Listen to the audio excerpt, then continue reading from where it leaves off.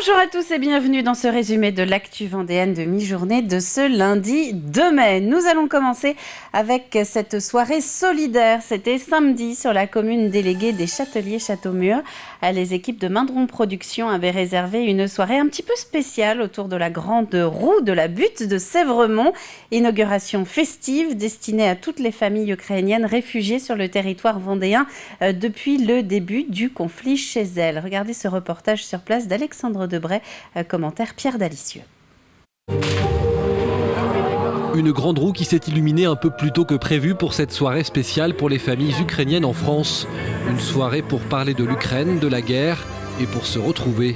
Une soirée très agréable. On est très reconnaissant pour tout ce qu'on a fait pour nous, parce qu'il y a la possibilité d'avoir de l'argent pour l'Ukraine et d'aider notre armée ukrainienne et d'aider notre pays.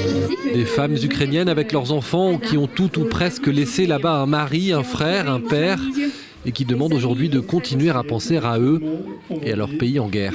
Je voudrais demander de continuer de nous aider, continuer de parler d'Ukraine, ne pas se fatiguer de la guerre, de cette image qui est à la télévision, surtout être présent et nous soutenir. C'est très important de ne pas nous abandonner dans cette situation qui n'est pas facile.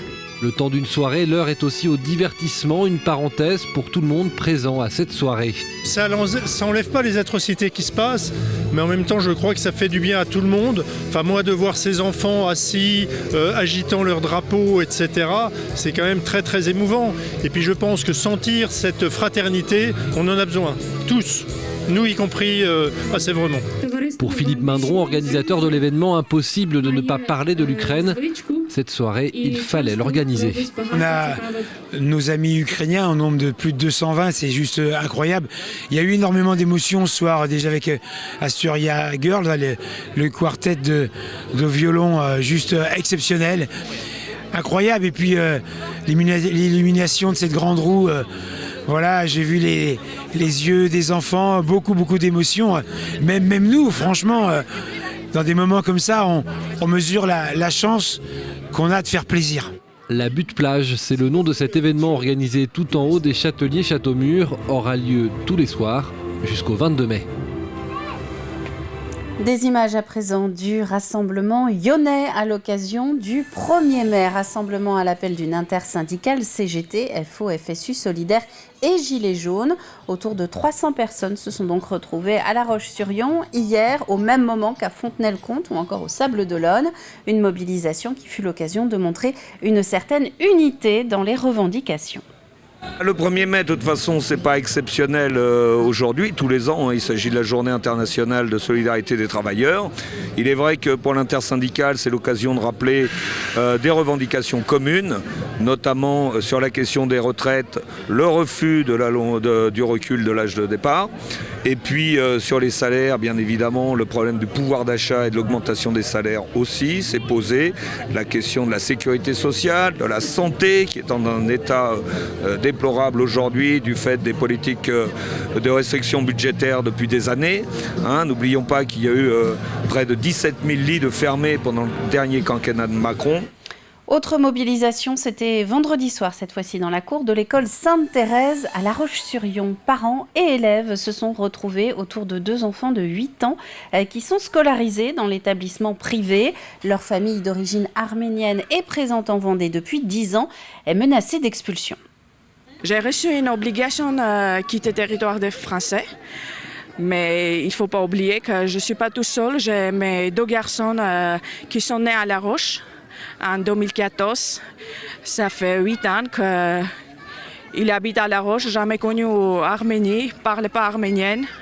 Je ne comprends pas la décision. Le dossier de cette famille peut évoluer favorablement si on propose à cette maman un emploi qui soit à la hauteur de ses études. Elle a un master en droit des affaires qu'elle a fait à l'ICES, à La Roche-sur-Yon. Et c'est vrai qu'aujourd'hui, l'emploi qu'elle a actuellement ne correspond pas à ce diplôme. Et le fait d'avoir un emploi à la hauteur de son diplôme permettrait une avancée très favorable du dossier.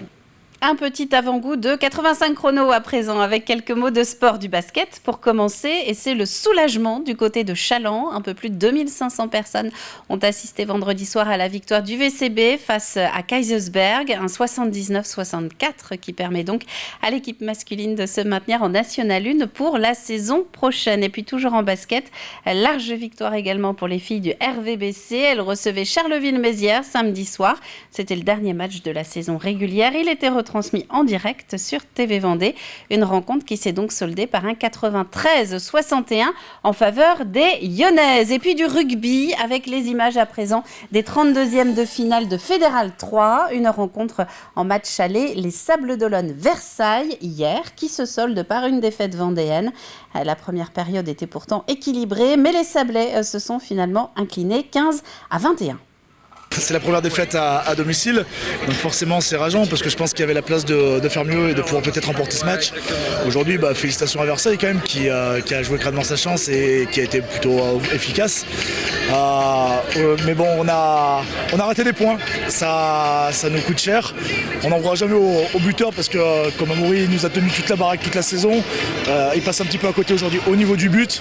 C'est pas grave, je sais que ça n'arrivera pas 2 fois de suite et on ira à Versailles avec beaucoup de confiance, beaucoup d'envie. Et on se dit que 6 points, c'est pas grand-chose en réalité. Images et propos recueillis par mon confrère Daniel Lelanne. Le match retour est prévu dimanche prochain. Ce sera le 8 mai à Versailles. Quelques images du logis de la Chaboterie pour terminer. Des jardins du logis, même plus précisément. Hier, 1er mai, était organisée une journée autour du muguet. Récital, atelier de rempotage de pieds de muguet avec le jardinier des lieux. Fabrication de bougies aussi, ou tout simplement balade au fil des allées était accessible à tous. Pour la petite histoire, le muguet est originaire du Japon. Il a été importé en France au Moyen-Âge. 60 millions de brins sont cultivés chaque année autour de Nantes et de Bordeaux, qui sont ses principaux bassins de production. Un tout petit mot de météo avant de raccrocher. Vous le voyez, ce lundi est annoncé comme couvert. Début de semaine donc sous les nuages. Sans doute moins de nuages et de belles éclaircies que ce matin, mais pas franchement de ciel bleu. Donc côté température, 16 à 18 sur le département. C'est la fin de ce journal. Merci à vous de l'avoir suivi. Le prochain rendez-vous avec l'Actu Vendéenne, 18h avec Alexandre Debray. Très bon après-midi à vous tous et à demain.